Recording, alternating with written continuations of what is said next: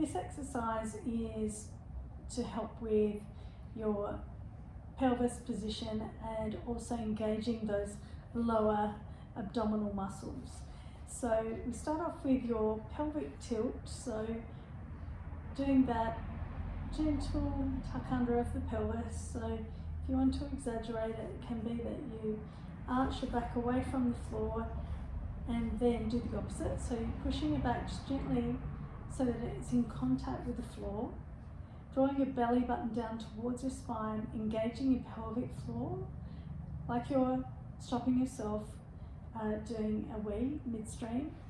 And then from this position, take your index fingers in from where your hip bones are, about an inch towards the center, and feel that those muscles feel tense. So to test this, you can completely relax your pelvis. You might even feel your back arches a little bit. And again, tuck your bottom under so you can feel your back gently is in contact with the floor. You draw your belly button down towards your spine, engage your pelvic floor, feeling that with your index fingers that those muscles underneath the skin are feeling more tense. So from that position, we'll do two things. First one is to do a gentle slide with your right foot. So this is great to do in socks so that your foot can just slide a little bit. So it's not very far, and then back in. The whole time maintaining that pelvic muscle, like your lower abdominals and your pelvic floor being engaged. So sliding out and in 5 times. Keeping your shoulders down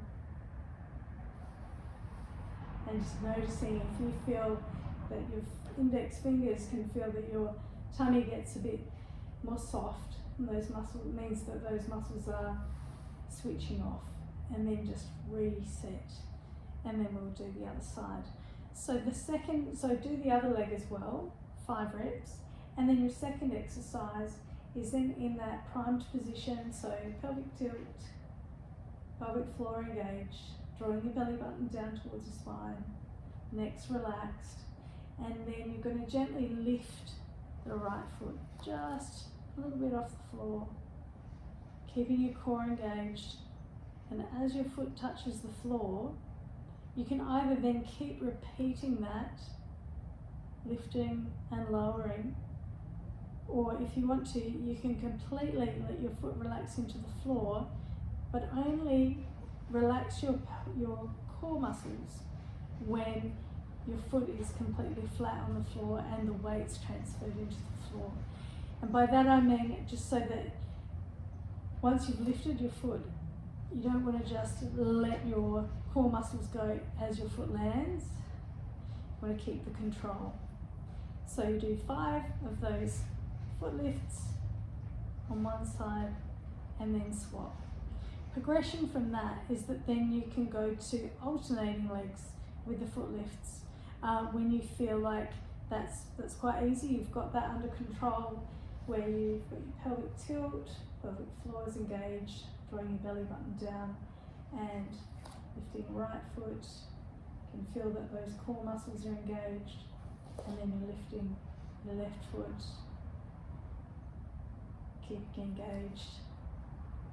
So maintaining that throughout and noticing that your hips are not twisting as you change which foot lifts off the floor. So they're your 2 exercises plus that progression with the foot lifts once you feel confident and comfortable with those 2 exercises.